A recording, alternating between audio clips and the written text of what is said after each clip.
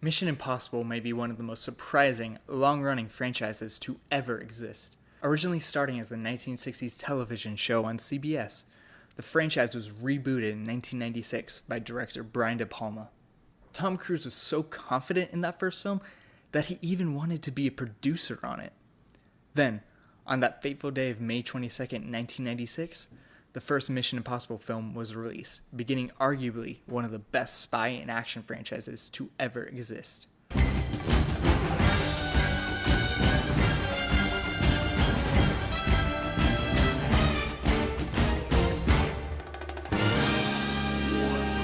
There are many reasons that these films have lasted for 22 years, with the sixth film just having been released. The first reason is that they're simply enjoyable thrill rides with solid to breathtaking action sequences, even in Mission Impossible 2, aka the worst one. The second reason is that Tom Cruise puts his all into these films, thus making the films better in the process. But I think the biggest, albeit the most subtle, reason that these films have lasted so long is the formula.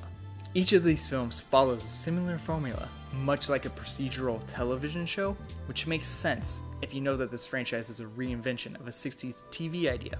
There's that sense of wanting to know what Ethan Hunt gets up to in the next episode. The Mission Impossible formula follows as such. Number 1, team goes on a mission.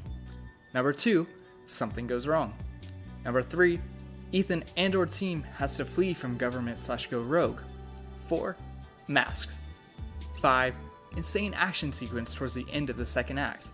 6, Ethan and team end up winning the day. This is the formula that these films follow, going all the way back to the first one.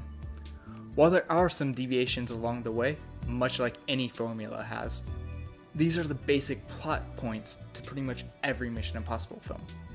So, you might be asking, if there's this formula, how's it creative? I'll invite you to look back at points 4 and 5. These are where the films begin to differentiate from each other, to start with the most simple one, masks. This is where the series has the most fun with a simple premise.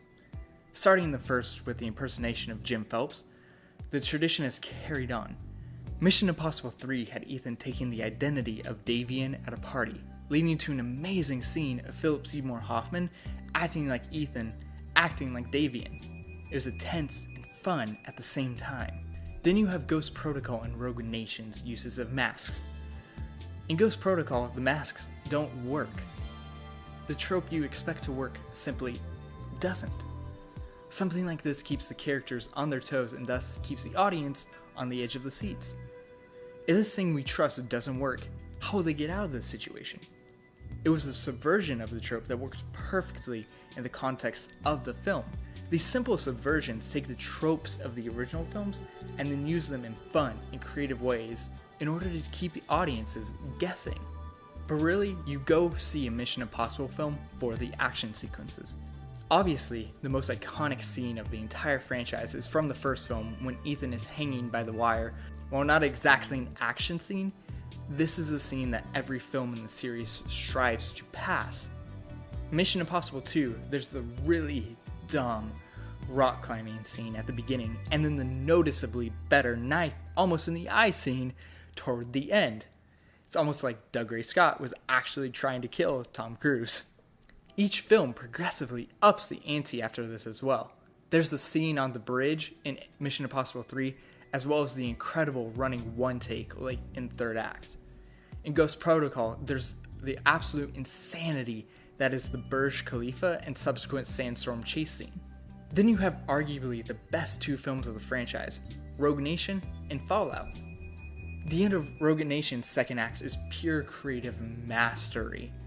Starting underwater to make its way through Casablanca in a car and finishing in the mountains by motorcycle, this entire sequence keeps the audience on its toes and elevates the film from a fun action thriller, because really, the opera scene would have been enough to qualify it as such, to a great film. And then there's the newest release, Fallout, which goes above and beyond any previous scenes and sequences. It's too soon to really get into details because spoilers, but I will just say that there's a sequence set in Paris that is one of the most exhilarating, white knuckle sequences in the franchise and maybe any action film ever. You'll know when you see it. So really, none of these sequences would exist without the formula, and the formula would not have continued to thrive without these sequences. It's a constant feedback loop that has increasingly made these films better and better over time. The Mission Impossible films are TV procedurals with insane budgets, and this forces the writers and directors to continue to be creative with what they choose to put and keep in the film.